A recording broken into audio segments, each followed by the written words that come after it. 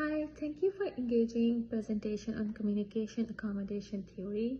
It really helped me understand how we can improve our communication with others, especially when they come from different backgrounds or cultures.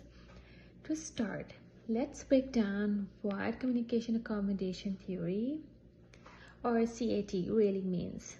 To me, what I understood from your presentation and what I think makes sense. If I'm wrong, please point out and just flag me. This theory explains that when we talk to someone, we often change how we speak or act to make it easier for them to understand us and to build a better conversation or connection. It's like adjusting our communication to fit the situation. And this can happen in many ways. For example, let's think about a real example. Like meeting someone from another country, like if anybody joins our college, our community college from another country, and he or she doesn't know how to speak English, and if we are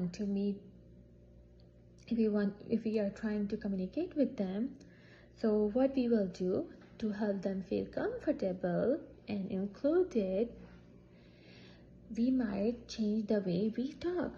Like what we will do, we could start speaking a little slower or use simpler words, like instead of saying would you like to participate in extracurricular activities after college or after club classes and whatever, we might say, do you want to join a club after school?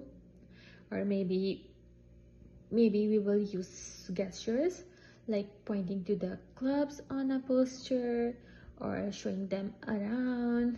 This is a great example of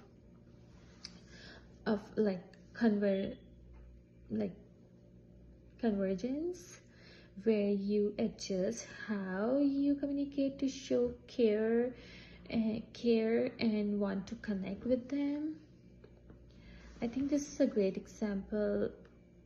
Like we see them around, like a lot of new people, we see them, and that's how one thing that I think we can learn from this topic, that how we can help different cultural people around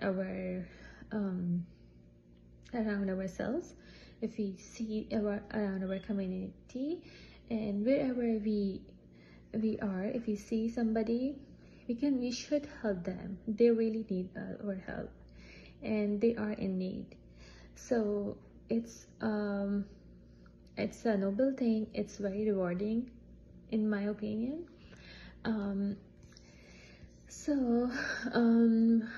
it's also important to be genuine while we adapt.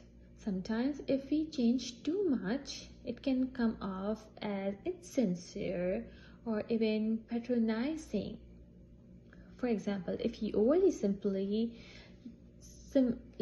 simplify your language or pretend to know more about soccer than you do, your friend might feel that you're not being authentic. Please, come on.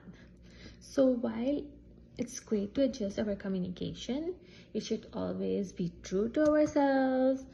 Being real helps build trust and respect in our relationships.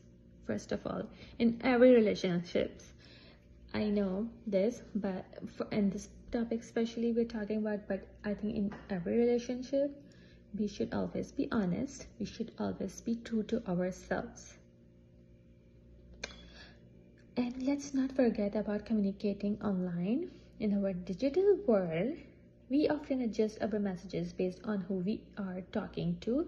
For example, when texting a close friend, we might use emojis, right? or even inside jokes. But when you email a teacher, you would use a formal language, complete sentences. This is another way we accommodate our communication styles to fit the audiences and the situations.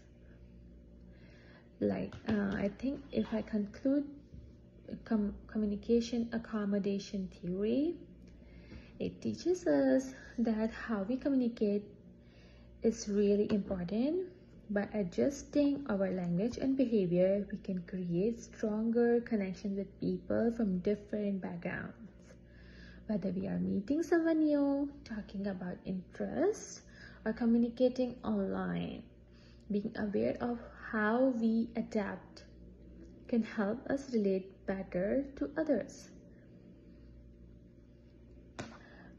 I think this is something I feel about it, and I think this is a great example, the great topic to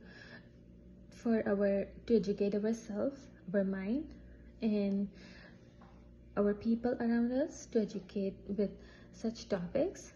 It will really impact our community, and it will definitely help everybody to communicate better. And thank you for sharing these valuable insights. I look forward to use these ideas in my everyday conversation and make new friends, definitely. Thank you so much.